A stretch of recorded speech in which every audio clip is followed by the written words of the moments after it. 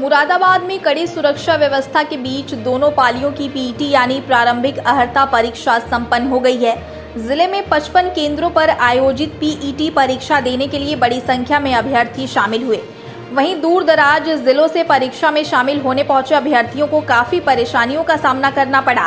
पीलीभीत से पीईटी की परीक्षा देने मुरादाबाद पहुंची अभ्यर्थी किरण ने बताया कि उन्हें परीक्षा देने आने के लिए काफी परेशानियों का सामना करना पड़ा है। महिला अभ्यर्थियों का परीक्षा केंद्र गृह जनपद में होना चाहिए। अगर ऐसा नहीं हो सकता है तो जिले के ही आसपास क्षेत्रों में परीक्षा केंद्र बनाया जाए, जिससे महिला अभ्यर्थियों को लंबा सफर करके ना आना पड़े, क्योंकि लंबे सफर में उन्हें बहुत परेशानियों का सामना करना पड़ता है। पुरुष अभ्यर्थी तो किसी तरह जा भी सकते हैं, लेकिन महिला अभ्यर्थियों के लिए मुश्किल हो जाता है। वहीं एक अन्य अभ्यर्थी ने बताया कि पेपर तो काफ़ी आसान आया था, लेकिन पीलीभीत से मुरादाबाद तक का सफ़र तय करने में काफ़ी परेशानियों का सामना करना पड़ा, क्योंकि परीक्षा के मद्देनज़र बसों और ट्रेनों में खचाखच भीड़ रही। ऐसे में महिला अभ्यर्थियों के लिए एक ज़िले से दूसरे ज़िले में परीक्षा देने जाना काफ़ी कठिन काम है। परीक्षा देने के लिए तो वैसे तो काफ़ी परेशानियों का सामना करना पड़ा, क्योंकि इतनी ट्रैफिक है। वैसे तो सरकार को हमें मतलब आज 2 दिनों का हेल्प करना चाहिए था और बाकी कामों में। और वैसे तो महिलाओं के लिए तो वैसे बहुत प्रॉब्लम्स है। सेंटर उनका होम स्थायी होना चाहिए था, और जेंट्स के लिए तो कहीं भी डाल दे, कोई दिक्कत नहीं है। इतनी दूर वैसे बच्चे कितनी परेशानी से फॉर्म फिल करते हैं, फिर दूर के कारण वो नहीं जा पाते हैं किसी भी प्रॉब्लम से, तो इसलिए मतलब सेंटर स्थायी होना चाहिए था गर्ल्स का। यात्रा के दौरान तो हमें वही ऑटो वगैरह से आने के लिए फिर मतलब चेंज करना, बार बार उतरना फिरना, वही दिक्कत आती है। फिर क्वेश्चन पेपर सही था, हाँ, तैयारी के अकॉर्डिंग ही आया।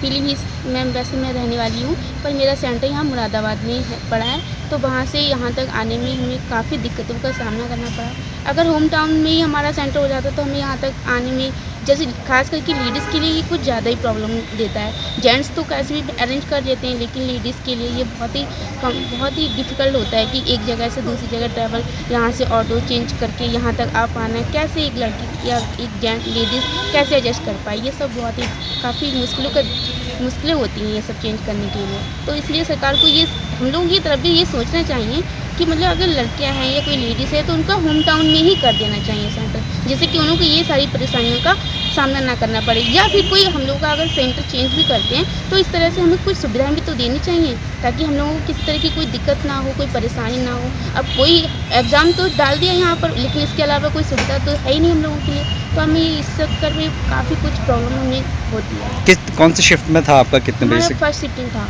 10 से 12 वाली शिफ्टिंग में था हमारा एग्ज़ाम।